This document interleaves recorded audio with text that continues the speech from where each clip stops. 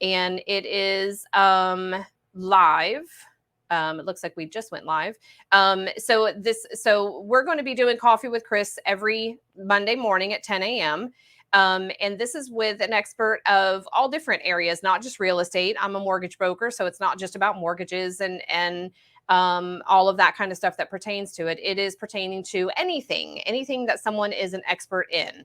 So again, if it's somebody that I know that takes care of me, that I've learned something, whatever the case is, that's what we want to share with you.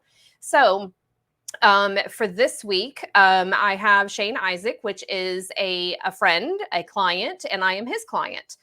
So he is with Shane Isaac with Gabor Agency, and he is a financial advisor.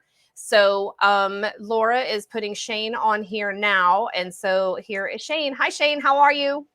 Good. How are you doing? Can you hear me fine? Yep, I can hear you. Okay, so we're on it. You're the first one. Yay. Nice. Nice. The christening. Yes, this is the christening. So I just mentioned who you are and all that kind of stuff. So tell us what you do, and then we're going to jump into what you're most asked. Let's see. I am a financial advisor through Lincoln Investment by way of the Gabor Agency here in Florida. I've been doing this for about 26 years. The Lincoln Investment out of Philadelphia and the Gabor Agency out of Tallahassee. It's a group that's owned by Lincoln Investment. And I have an office here in Tampa. We have offices all over the state of Florida. I head up the office in Tampa over in Hidden River off Fletcher. Okay. So for my license, I'm only in the state of Florida.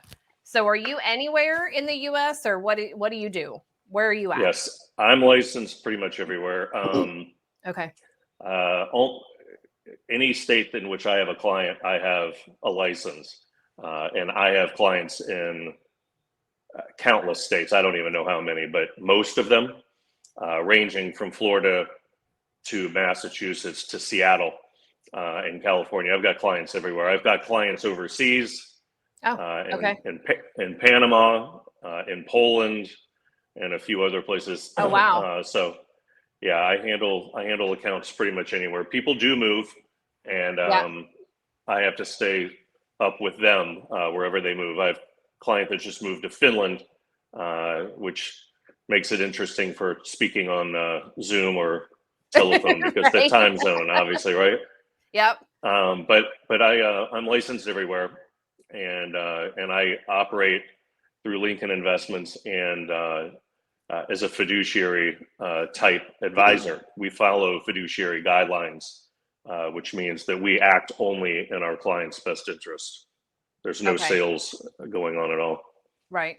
So you make them enough money to where they can move to Finland and do all of that stuff and have to do whatever, and they get to do whatever they want.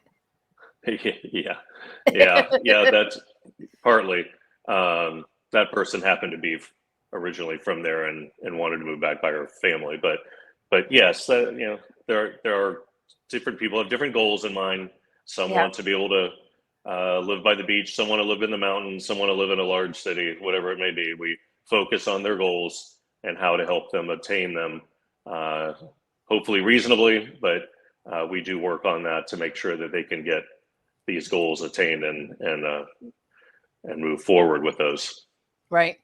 So we're doing this, and I asked Shane to do this with me because he actually, like I said, he's a client of mine, but I'm also a client of his. So my husband and I have been self-employed for 27 years, and we used to have retirement, and the market crashed, and so there went that. And so now we said, oh my God, we're not 30 years old anymore, and we need to start saving some money and get our retirement going. So Shane handles mine.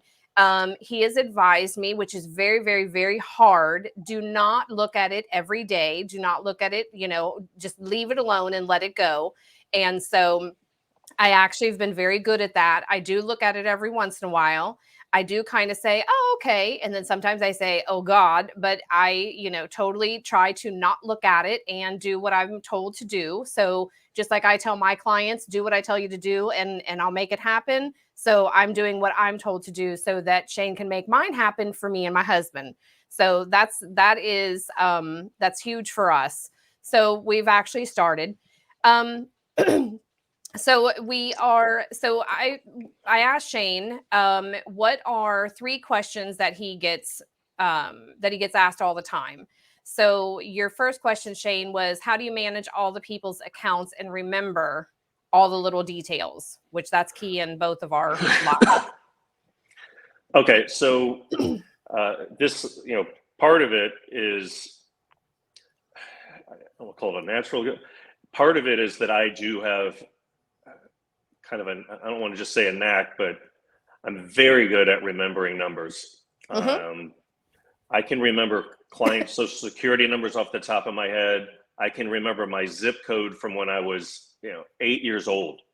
Right. Weird, strange stuff like that. So I can remember numbers very easily. So it makes it very nice for me. So if I look at a client's account on a Tuesday and I study their account, if they called me Wednesday afternoon, it's still locked into my head. So I can remember everything that I've seen, even if I can't get to the computer to pull up their account on the spot when they call. I have it somewhat memorized. So that's been very nice. But I also go through these accounts so frequently that it's just fresh in my mind. So it's kind of a rotating visual of me going through the accounts and then starting over again from A, so to speak, and going through them again. And I keep doing that. So I have a very good idea, not only what they have, how much they have, where it's at, because I do get a lot of phone calls when I'm not in front of my computer, and it makes it difficult to have to backtrack, go back to go online. So I like to be able to have it somewhat memorized. But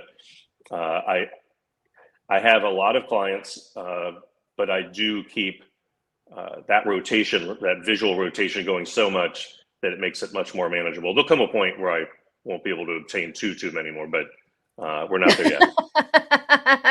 Yeah. We're not that old, Shane. No. Our memories are still good.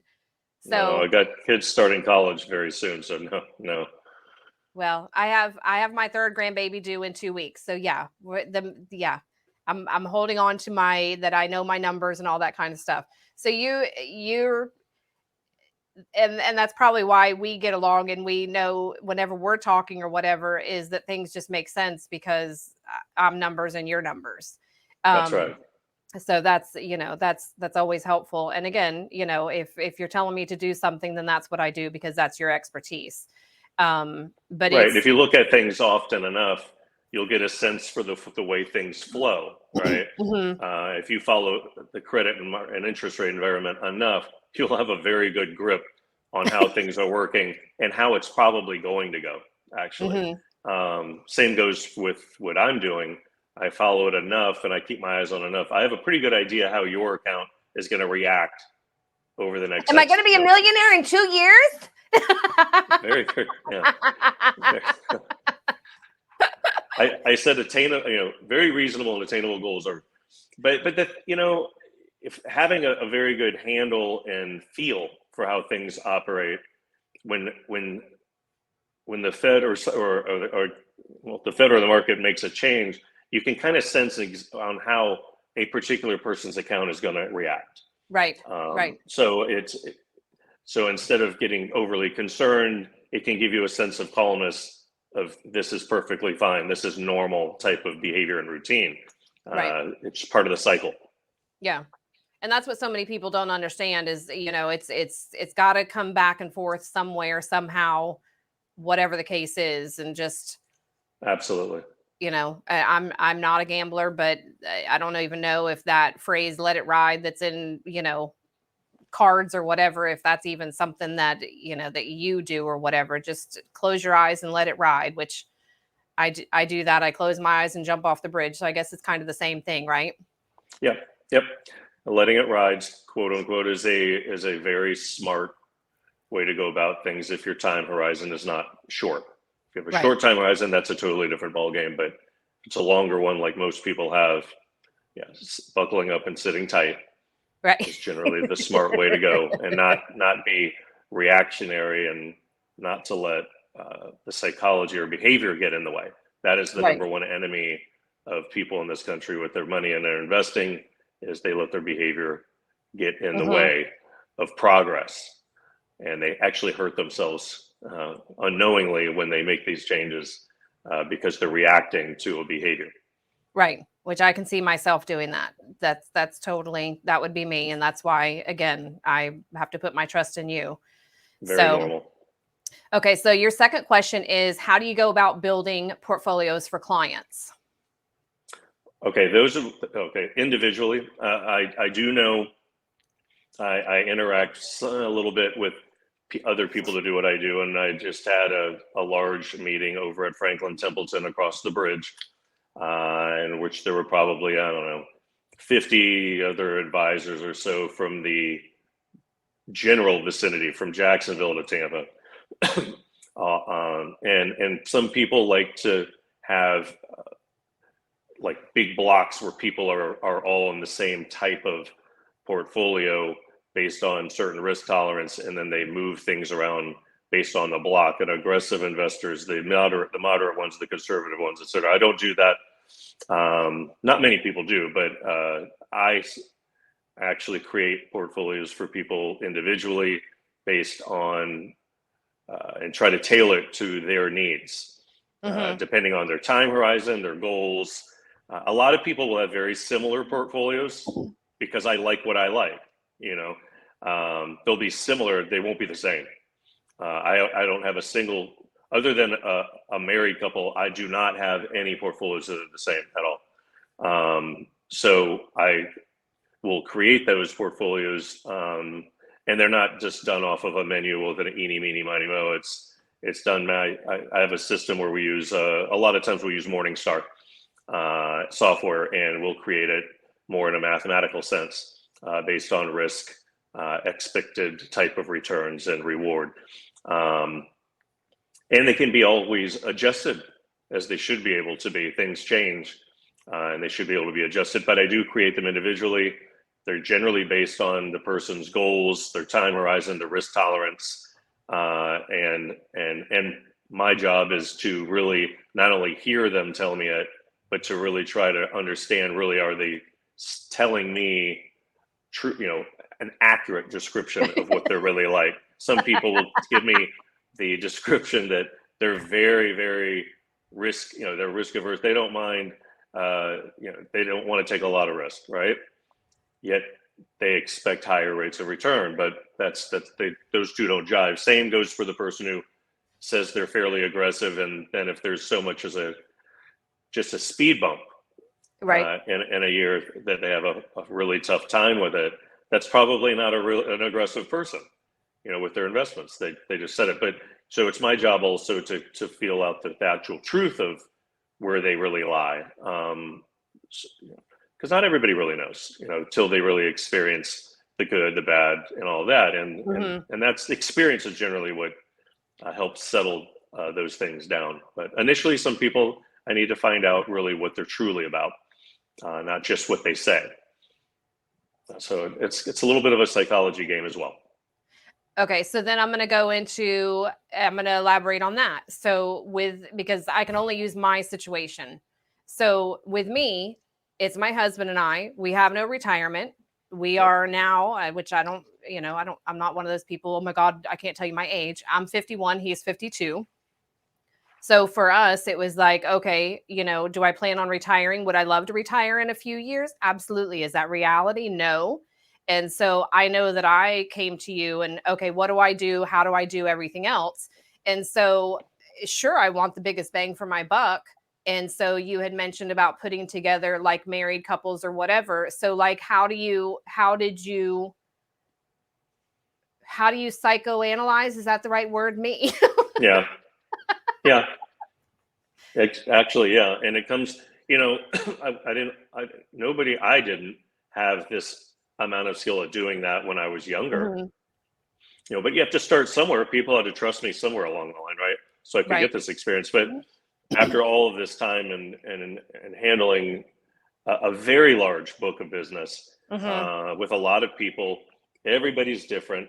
They're all similar in some ways, obviously, but you have to be able to psychoanalyze or whatever, the people that you're speaking with. And if you listen, which is an art form that people probably should try to master a little bit more, if you actually listen, you can pick up things that are very helpful in any arena, not just mine, but in any arena. So listening to you guys allowed me to take mental notes and then take and act on those. And it turns out that I think so far we've been pretty accurate with everything. So that's worked out fine.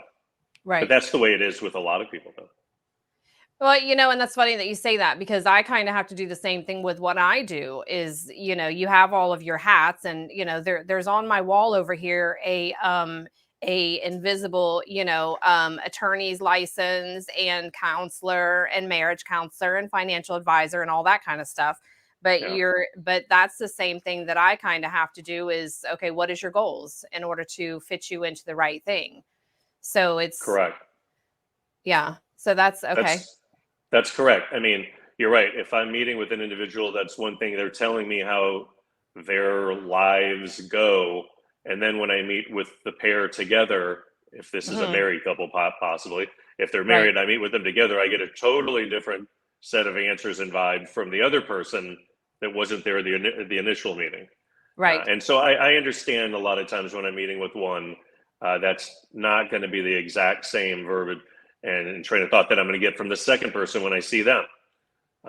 So sometimes they're accurate, but a lot of times they're not. I mean, but you have to kind of flow with things and listen, and you'll start feeling the course of the river, so to speak, and how things are operating. Right. And then you can make more accurate decisions on what to do and some suggestions.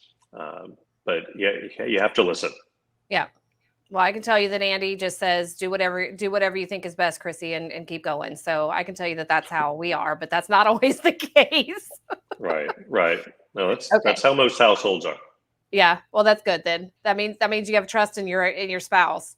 Okay. So your third question that you are asked a lot is, how do you always stay so calm when the market is so volatile? Okay. So that has not always been the case, and rightfully so. I started doing this work at the end of 95, beginning of 1996.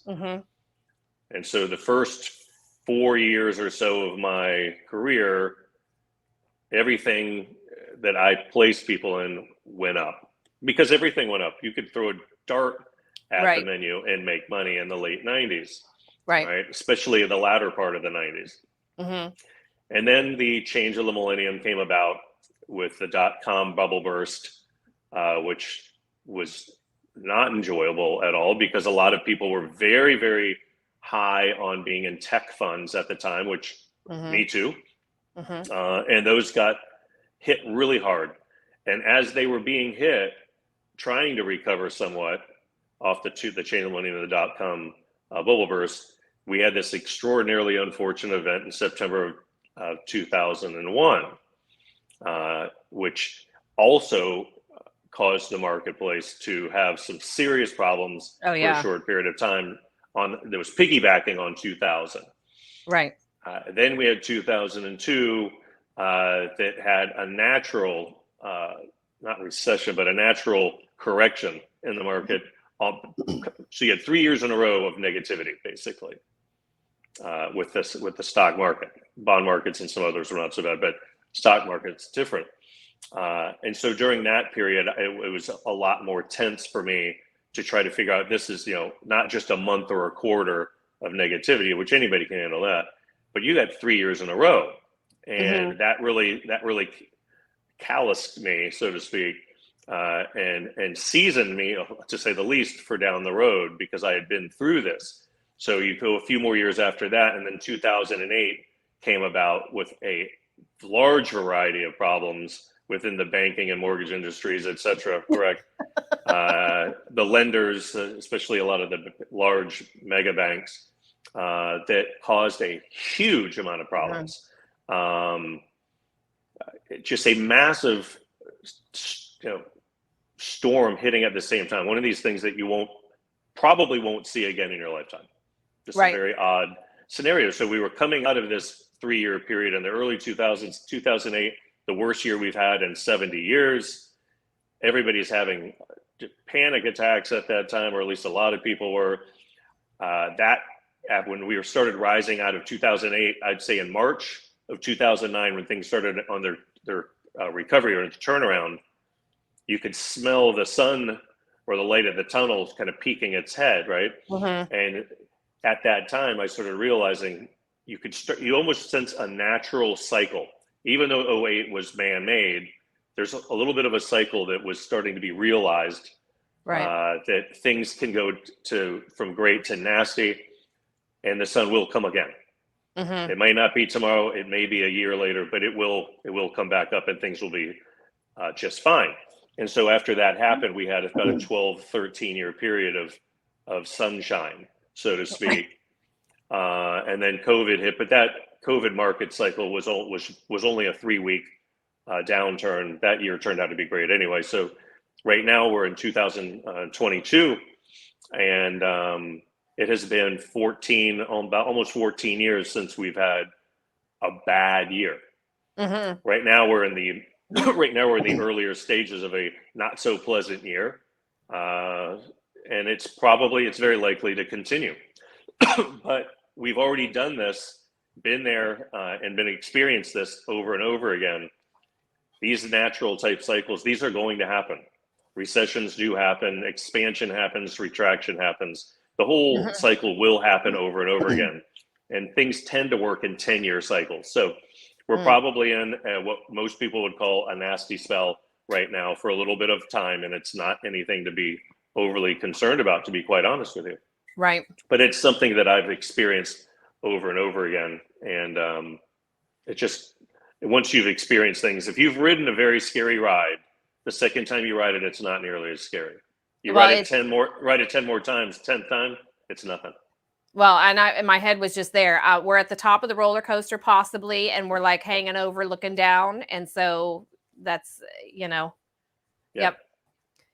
So it's just a natural cycle, and it's a ride that I've been on countless times, and you have to have some faith. You don't have to have too much here, because it's more of a natural cycle, but things will pop back around. Right. It's not so that bad.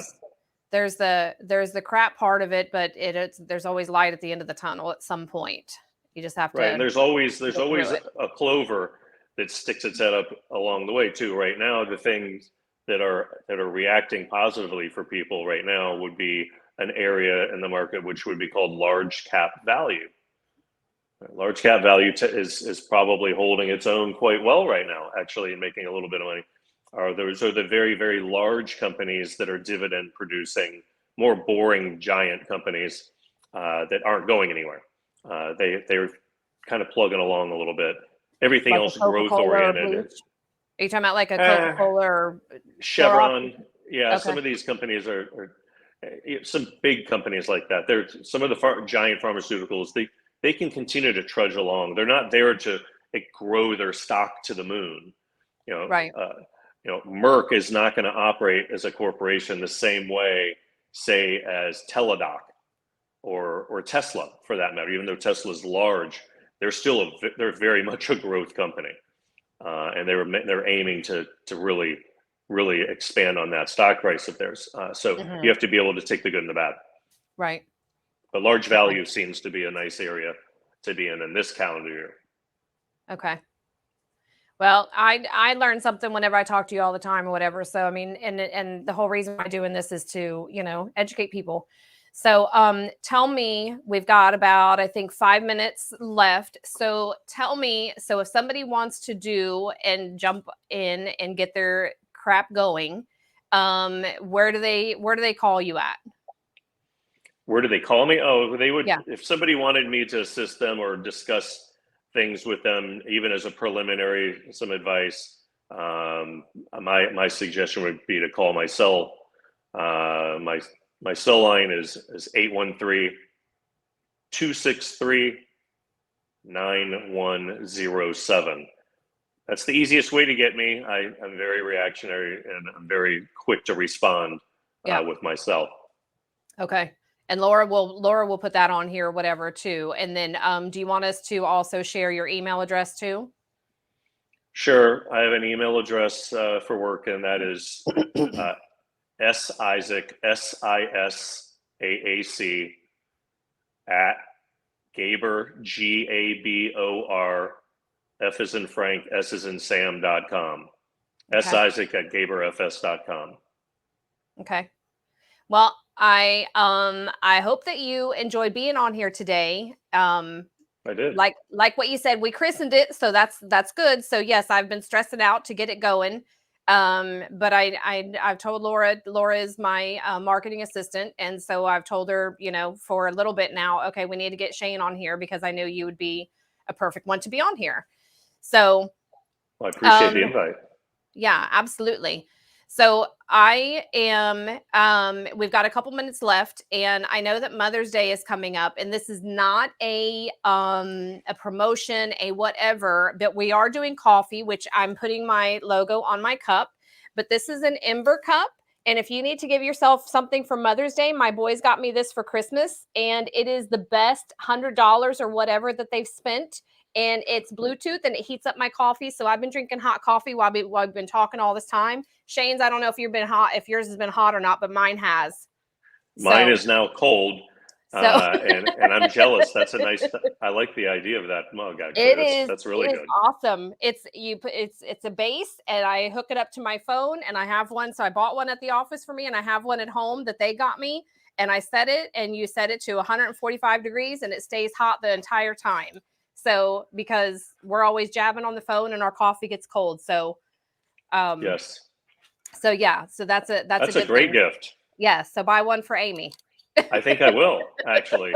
She's a coffee drinker, a daily coffee drinker. So yeah, and her phone's always nearby. So yes. They have them in different colors. Laura's going to check and see if I refer you, if you get any kudos, so she'll let you know. But yeah, it's an awesome Mother's Day present. But yeah, here's the light, but it's great. But anyways, off topic. But so again, thanks for being on here. Thank you for inviting me. Yes. So the next, so I wanted to just let you guys know. So Shane, you have to tune in too or whatever, but you can always go on to, so this is going to be on my YouTube. It's on my personal Facebook, my business Facebook. Shane, you don't have a social media, right? I do, but I don't use them. Okay. I've only created them for personal things in relation to my kids' tennis and recruiting. So no, I don't use social media. I try to keep everything in front of me and in control, actually. Okay. So Shane's best contact is not social media. It is the email and the phone number. If you want to go back and listen to this and, catch some other kudos or whatever that we've been talking about, it is on both my personal and business Facebook. It's on my Instagram. It'll be on TikTok because I'm now on TikTok. That's just a whole nother thing. And YouTube and all that kind of stuff. So Shane's information will be posted as well. Next week, we have Jenny Hurtado, which she's actually a past client of mine too. I tried to get my past clients to give back to them. And so I actually sent out a blast and said, if you're self-employed, if you're an expertise on something, whatever it is, whether you work for somebody or not, come on, send me your information and let's get you on to another, again, to share and pass the information and all that kind of stuff, your expertise. So Jenny Hurtado, she does staging. So she does staging for selling your home. And she is on Facebook and all of that, but she's going to be our next. And so there will be a preview posted so that you can kind of check her out beforehand as well. But she is our next week. And I think we've covered everything. Shane, you think so? Yes, I think we did. I really appreciate you inviting me on. You've been very helpful to me and my family as well. Yeah, absolutely. Hope the girls are well. Winning lots of tournaments. We hope so. Yes. All right. Well, I hope you have a great day. Have a great day, everybody. We're back here next Monday at 10 a.m. Little less stress because we made it through the first one. I'll talk to you later. Bye.